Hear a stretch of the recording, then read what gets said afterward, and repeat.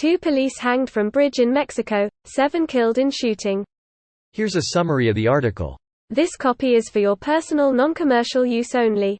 To order presentation-ready copies of Toronto Star content for distribution to colleagues, clients or customers, or inquire about permissions, licensing, please go to www. Copyright owned or licensed by Toronto Star Newspapers Limited. To order copies of Toronto Star articles, please go to www. This post received a score of 5,400, with an upvote ratio of 97%. Here are the top comments in response to this article. In recent months, the Jalisco cartel kidnapped several members of an elite state police force, tortured them to obtain names and addresses of fellow officers, and began hunting down and killing police at their homes, on their days off, in front of their families.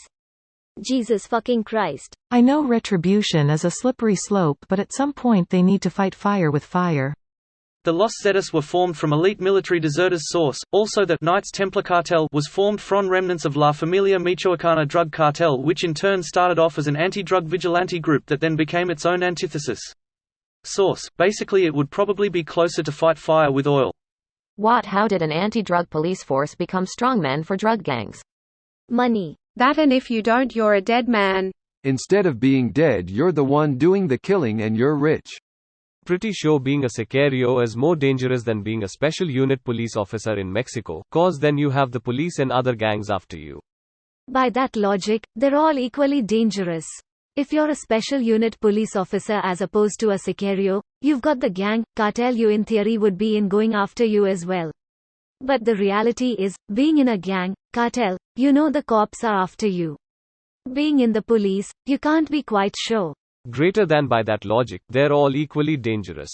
Not really. Sicarios have all other gangs after them, plus sometimes even people from your own cartel, and then you have the police plus military after you. Police only have the cartel to worry about. There are about 380,000 of the armed forces in Mexico, vs. only, approximately 100,000 cartel members. I'm not sure how up-to-date Wikipedia is, but in the time from 2006 to now there were about 250,000 dead cartel members compared to less than 4,500 dead military plus police plus auto defenses, and nearly all of those were low-level police officers. In case you were wondering why you always see Mexican cops wearing masks when handling the perps. Well, that won't help a lot if you get kidnapped, tortured, and tell them the names and prob addresses of your colleagues. I guess it's time to apply the Watchmen TV show strategy, where the cops wear masks among each other too, so only the guy in charge knows their identity. Then torture the guy in charge. It's not like it's a problem for them. I think the old guy in the wheelchair hung him from a tree. Technically he hung himself from the tree. You take the bribe or you watch your family get tortured to death, before dying yourself. It's a no-brainer.